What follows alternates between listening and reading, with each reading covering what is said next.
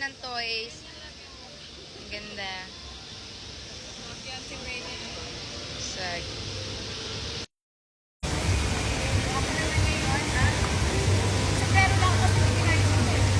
Andito kami ngayon sa Clarky. Oh, 'di ba? Ang colorful.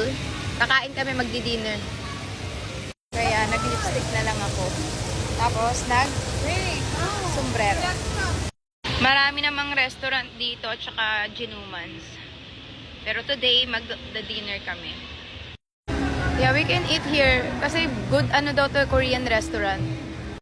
Eto, coffee spell. Marami kasing kainan dito. Gusto ko rin sana by the ocean. Ay, by the ocean, by the river. Yeah. Parang mas mataas talaga yung sa Indonesia. Ito yung sa Singapore na slingshot. Candy daw siya para later. O, di ba? Sobrang sarap ng matcha na to. What happened?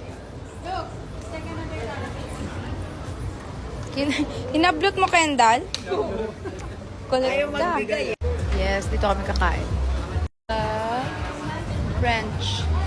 So, dito kami kakain kasi marami din silang selection of foods. May mga steak din sila. Okay, that's enough. No. No. Tingnan ko lang yan. More, come on. More. Keep it going. Chicken wings. Pasta. Dito nga 7 PM na, Diyos ko, pasado, pero maaraw, maliwanag. Kahit alas 7 na, maaga pa din. Carbonara kay Kendall. Pizza.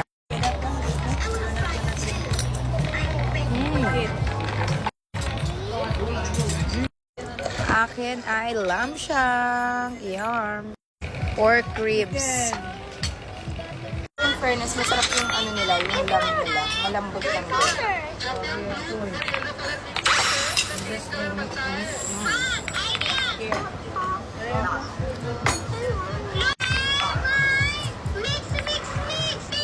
So, nag-night out kami. Dito pa rin sa ayan yung slingshot. So, Singapore National Day daw. So, kaya sobrang daming tao ngayon.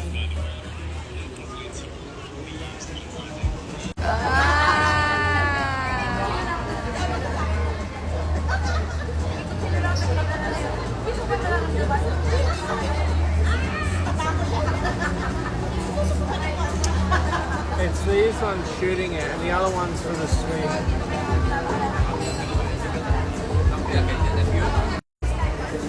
Free lifestyle. Stress-free.